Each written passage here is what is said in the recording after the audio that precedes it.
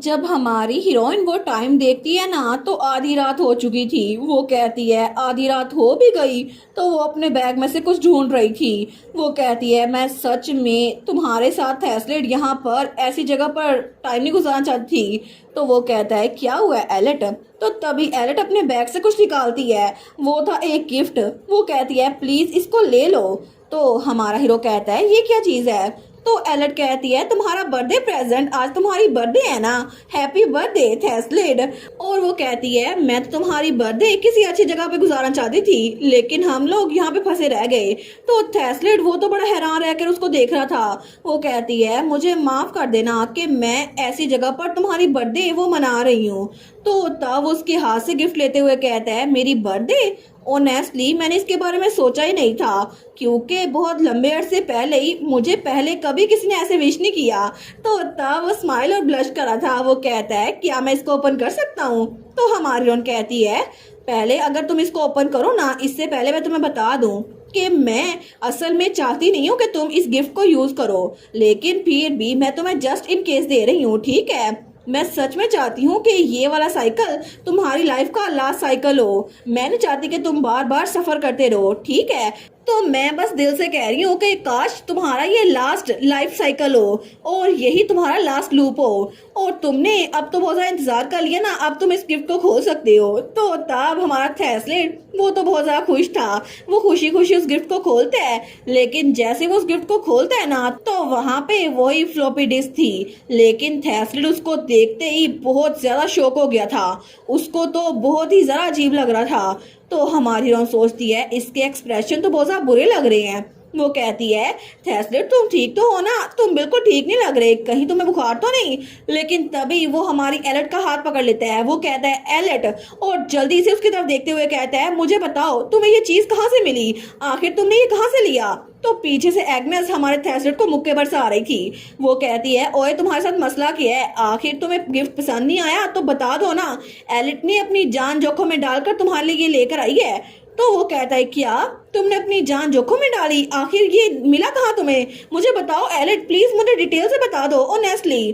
तो हमारी heroine AILET कहती है मुझे माफ कर देना, मैं तुम्हें फुल डिटेल्स तो नहीं बता सकती, लेकिन असल में मैंने इसको खरीदा है, जो कि मैंने एक प्राइस पे करके खरीदा है। ये आर्टिफैक्ट ये तो एक अननेम डंजन के अंदर था और वहां पर मैंने खुद जाकर इसको पिक किया था क्योंकि वहां पर कोई और नहीं जा रहा था ना, इसी वजह से। और जहां तक बात है ना मेरी लाइफ को जोखिम में डालने की, तो ये इस वजह से था क्योंकि उस डंजन में कोई प्रेजेंस थी जिसकी वजह से मुझे खतरा महसूस हो रहा था, लेकिन मैं सेफली वापस आ गई, उसने मुझे कुछ भी नहीं कहा। तो हमारा थैसलेट कहता है एक प्रेजेंस उस डंजन के अंदर, लेकिन मुझे और बताओ ना प्लीज कि वो जगह कैसे दिखती थी। तो हमारी हीरोइन कहती है वो जगह, वेल वहां पर तो बहुत ज्यादा अंधेरा था। एक जगह थी एक होल जो बहुत ज्यादा डीप था, ऐसा लगता था कि वहां पर लाइट की बिल्कुल भी रोशनी नहीं पहुंच पा रही, बिल्कुल। तो हमारा हीरो कहता है किसी एबिस की तरह, है ना।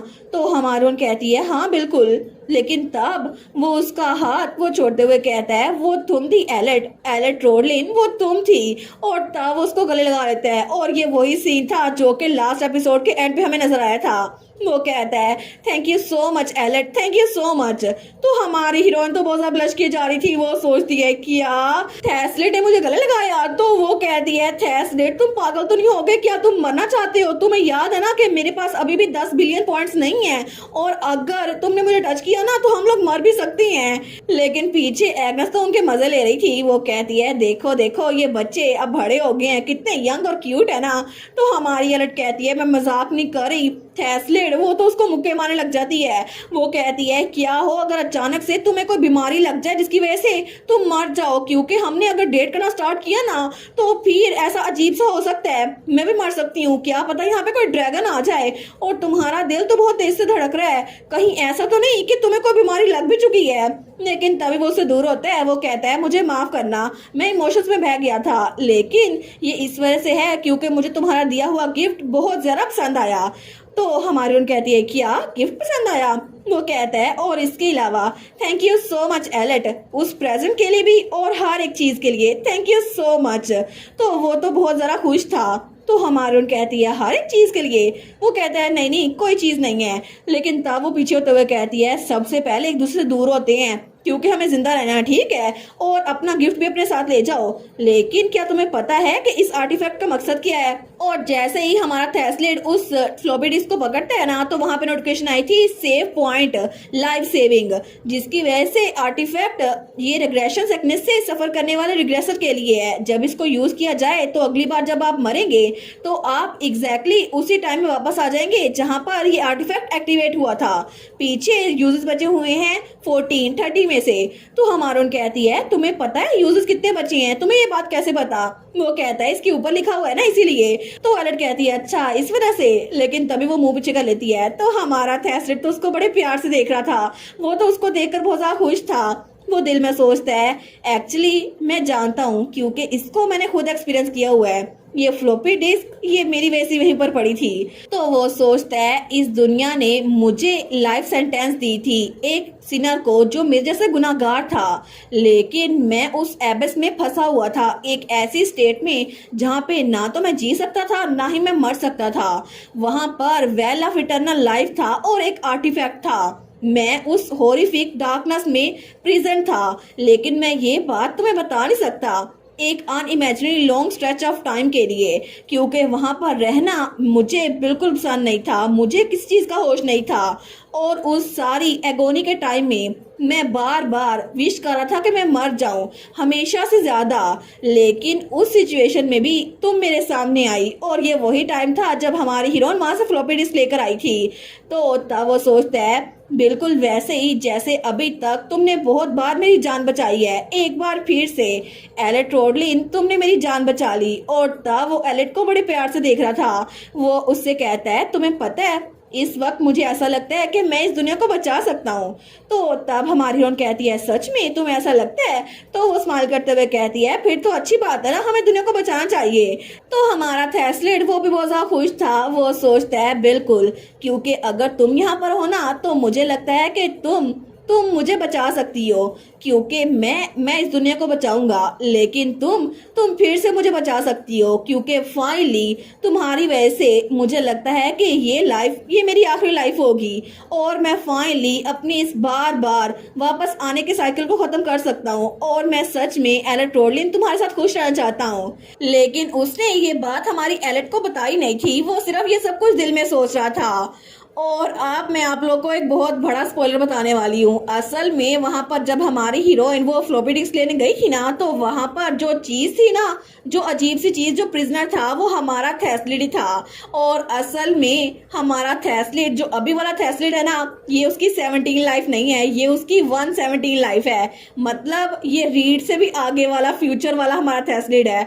और तब से ये अपनी 17 लाइफ, मतलब 100 लाइफ के बाद अपनी 17 लाइफ तक उस जगह पे कैद रहा था, क्योंकि इसने दुनिया को तबाह किया था ना, शायद इसी वजह से।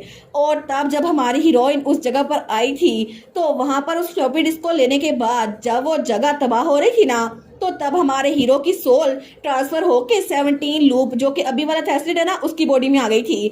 और इसी वजह से उसे कुछ याद नहीं था। और जब वो हमारी हीरोइन से दोबारा मिला था ना, तो हमारी हीरोइन की वजह से वो दोबारा से जी पाया। और इसी वजह से उसने अभी तक हमारी हीरोइन को बताया नहीं है कि वो रीड बनकर दोबारा से थैसलिड बन चुके हैं। लेकिन हमारी हीरोइन को भी ये बात पता नहीं है कि जिस बटरफ्लाई इफेक्ट का जिक्र वो सारे के सारे ऑफिसर्स कर रहे थे ना, the voice that shape the world और बाकी सारे, वो असल में हमारा थैसलिड ही था, जो कि अपनी 117 लाइफ से ट्रांसफर उसकी सोल होकर यहाँ पर 17 लाइफ वाले हमारे थैसलिड में आ चुकी है।